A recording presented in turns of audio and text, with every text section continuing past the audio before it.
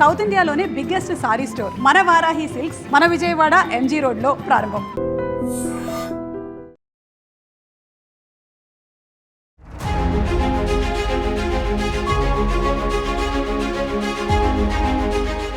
మెక్సికోలో ఘోర విమాన ప్రమాదం జరిగింది. 10 మంది ప్రయాణికులతో వెళ్తున్న మినీ చార్టెడ్ ఫ్లైట్ లాంటి ఒక విమానంలో ఒక్కసారిగా సాంకేతిక పరమైనటువంటి లోపం తలెత్తడంతో ఎమర్జెన్సీ ల్యాండింగ్కు ప్రయత్నించే క్రమంలోనే ఇది ఒక బిల్డింగ్ని ఢీకొని కుప్పకూలిపోయింది.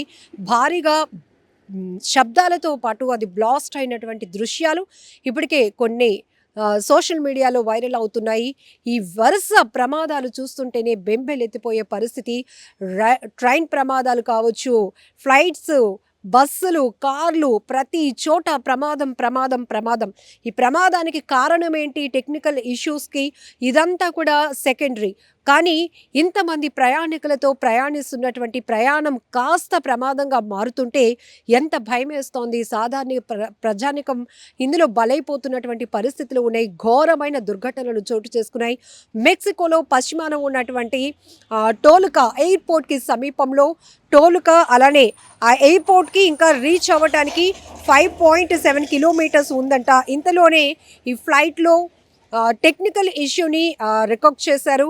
గుర్తించడంతో దాన్ని ఎమర్జెన్సీ ల్యాండ్ చేయాలనే ఉద్దేశంతో అదే వేగంతో వెళ్తున్నటువంటి ఆ ఫ్లైట్ కాస్త ఈ టోలుకా ఎయిర్పోర్ట్కి సమీపంలో ఉన్నటువంటి ఫుట్బాల్ కోర్టు ఏదైతే ఉందో అక్కడ క్రికెట్ స్టేడియం ఉందో దాన్ని ల్యాండ్ చేయాలి అని ప్రయత్నించే క్రమంలోని ఒక బిల్డింగ్ని, ఒక భవంతిని ఢీకొట్టింది. అక్కడికక్కడే ఆ భవంతి పైన అది ఢీకొన్న తర్వాత భారీ శబ్దంతో పేలిపోయింది. మొత్తం చూస్తే కనుక కుప్పకూలిపోయినటువంటి బిల్డింగ్ పైన భారీ శకలాలతో కనిపిస్తున్న ఫ్లైట్కి సంబంధించిన దృశ్యాలు కూడా ప్రతి ఒక్కరిని తీవ్రంగా కలవరపాటుకు గురి చేస్తున్నాయి. దీంట్లో 10 మంది ప్రయాణిస్తున్నారు. మొత్తం అందరూ కూడా చనిపోయారు ఈ దుర్ఘటనలో అనేది కూడా ప్రస్తుతానికి అందుతున్నటువంటి సమాచారం. అయితే ఫ్లైట్లో వెళ్ళిన వాళ్ళ పరిస్థితి అలా ఉంటే స్థానికంగా జరిగినటువంటి ఈ ఘోరమైన దుర్ఘటనకు సంబంధించి ఇంకా ఎంతమంది ఇందులో మృతులు ఉన్నారా లేదా అనేది కూడా తేలాల్సి ఉంది. అయితే ప్రస్తుతానికి ఈ ప్రమాదం జరిగిన వెంటనే రెస్క్యూ టీమ్స్, ఎమర్జెన్సీ టీమ్స్ అయితే ఘటనా స్థలికి చేరుకున్నాయి. అసలు అంచనా వేయటానికి కూడా చాలా కష్టంగా ఉంది.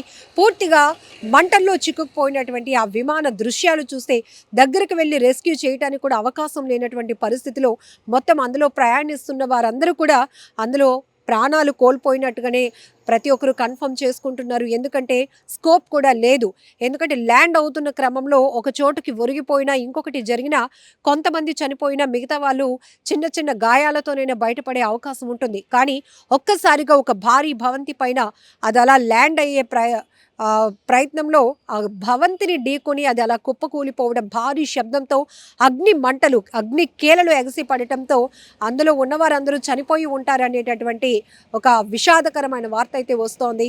ఇంకా ఆ లొకాలిటీలో కానీ ఆ పడిపోయినటువంటి విమానం కుప్పకూలిన భవనంలో ఎంతమంది ఉన్నారు ఇవన్నీ కూడా ఇంకా ఫర్దర్ ఇన్వెస్టిగేషన్లో తేలాల్సి ఉంది.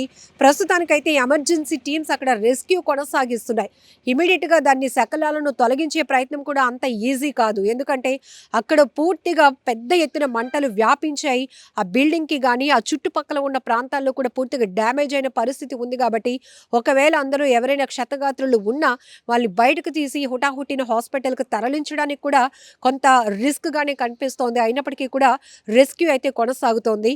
ప్రస్తుతానికి ఉదయం నుంచి ఇక్కడ మనం చూడొచ్చు, యూపీలోని ఢిల్లీ ఆగ్రా యమునా ఎక్స్ప్రెస్ వే దగ్గర జరిగినటువంటి బస్సుల ప్రమాదం కూడా చూసాం. పొగమంచు కారణంగా వరుసగా 4 బస్సులు, 2 కార్లు ఢీకొన్నటువంటి ప్రమాదంలో కూడా మృతుల సంఖ్య 4 ఉన్నారు.